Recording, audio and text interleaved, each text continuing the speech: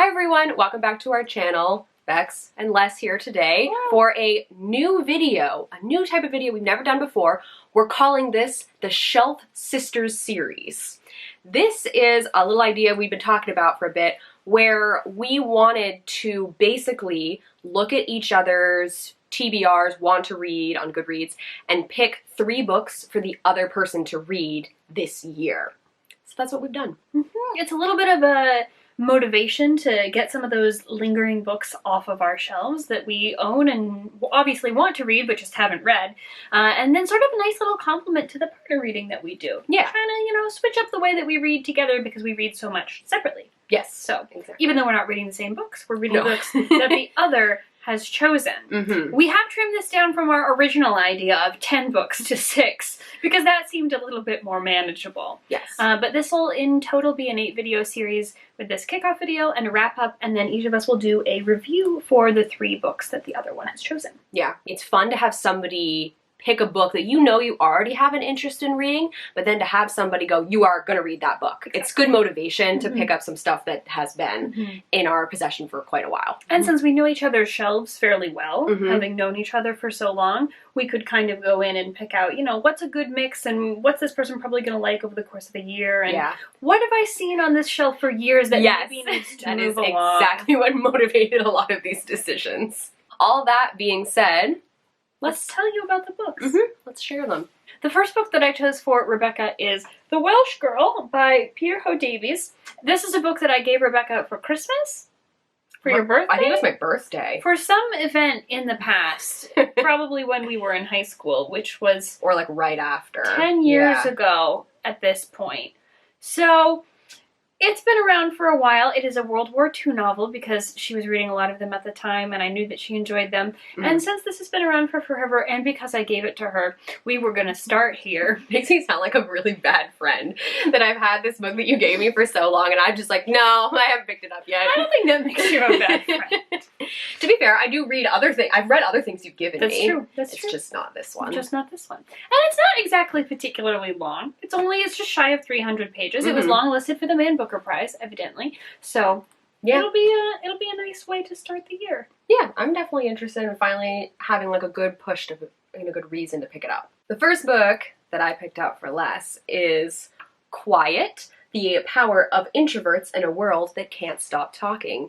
If some of you have been watching our videos for a few years, you may recall that this showed up in a ugly book covers video because Les does not like the cover of this book. Pretty. She doesn't think it's pretty. I actually quite like it. I think it's cool and it gets the point of the book across, but she's had it for a while and so I want her to read it. And part of that reason, besides the fact that I know that she's had it for a while, is because I want to hear your opinion on it, and because you read way less nonfiction than I do. So, and this is a nonfiction book, of course, so this will be a good way to force you to read more nonfiction.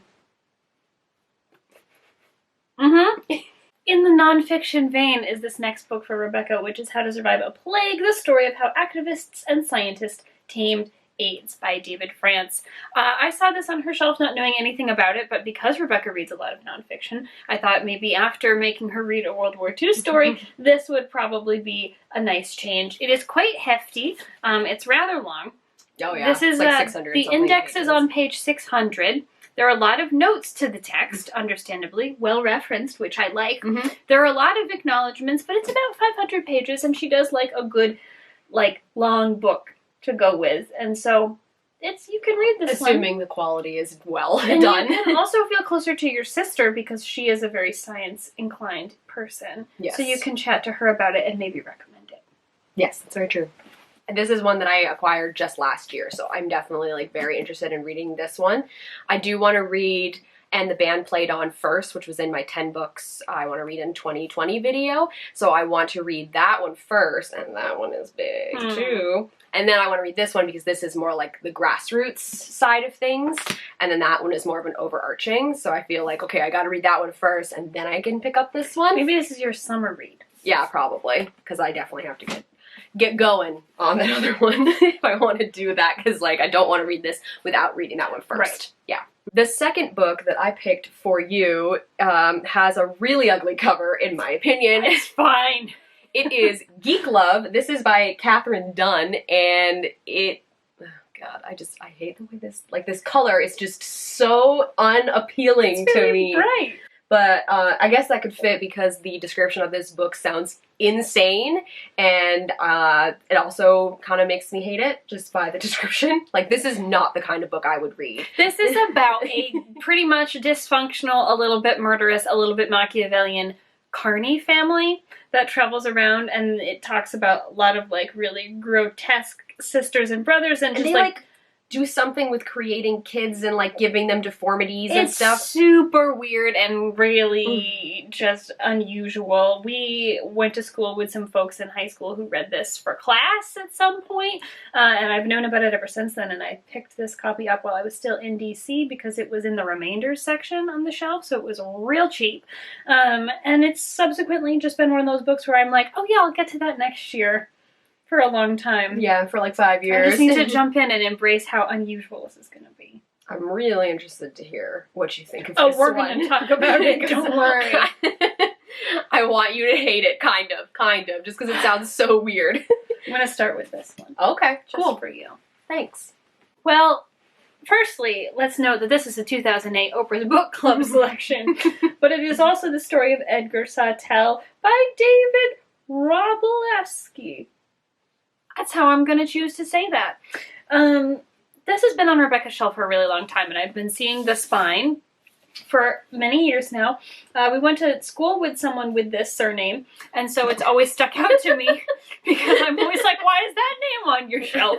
But it is also another very hefty book. I don't know what it's about at all, but it's approximately 500 pages, and so it could be nice to get into. Mm-hmm. You like lengthy reads. This would be, is it over 500 pages? It Because is. this could be, one of my goals for 2020 is to read 4 books that are over 500 pages that have been on my shelf for a while.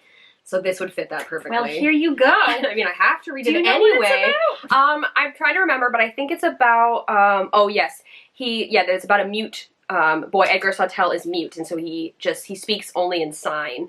And then, there's like some family stuff, death, I mean, just like one of those family tale things. Straight up like lit fiction, at least that's my initial impression, which is very much not my usual thing anymore, but I obviously liked it enough to keep it because I have been unhauling stuff every so often. But I mean, I've had this since I think when we went to the library book sale in like 2012. Oh wow. So I think I've had this on my shelf for like 8 years, which is why you've been seeing this for so long. Well, also this is a really beautiful painting too, so it's worth keeping on the cover alone. I mean, and if Oprah selected If Oprah says yes. You gotta listen to Oprah. The final book that I picked for you is In the Heart of the Sea, The Tragedy of the Whale Ship Essex by Nathaniel Philbrick.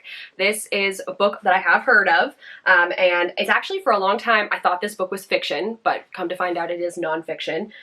It's, about the tragedy of a whale ship, and they did recently make it into a movie, like within the last 2 years, 2 or 3 maybe? years, yep. Yeah, so I think it would be really good if you read the book and then watched the movie and did a book-to-movie comparison. I could do that. You really like boats and like I love boats. the like eastern seaboard, like Not Massachusetts Maine coast, like that kind of lobster fishing, and that's kind of gonna have this vibe to it, I think.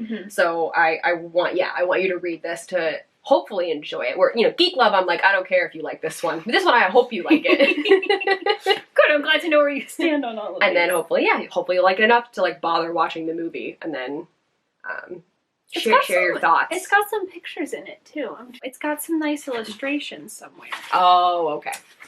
Of boats. Yeah. And then it's got some more photographs. Yeah, kind of like interpretations and like pictures of the area. Yeah, I bought this book on Nantucket, the island off that makes sense. the coast of Massachusetts, and this guy, Nat Philbrick, shows up to the Nantucket Book Festival quite often, but this really just talks about how whaling was originated from that very small place and sort of built it into what it was for the first half of would that be the 20th century? Well, it was saying 1800s for that book. So there you go, in the 19th century. That's what it said on the back. It said 1819, I think. In the heart of the sea. Now that we have shared the 6 books that the two of us will be hopefully getting to over the next year. Just keep your eye out, because part of the deal is we will be filming individual reviews about each of them and really sharing our thoughts, and in one case, hopefully a book to movie comparison. We'll find out. If you guys have any questions or comments regarding the books that we mentioned, or if you have any, I guess, ideas even for us to kind of like improve this a little bit, something, you know, you might want us to think about including in our reviews. Or in our wrap-up at the end of the year, so come Just December, what you'd like to know about how this went. Yeah, leave those in the comments down below. As always, all of our links are in the down bar. You can go check that out if you feel so inclined. Thank you guys very much for watching, and now it's time to bring this video to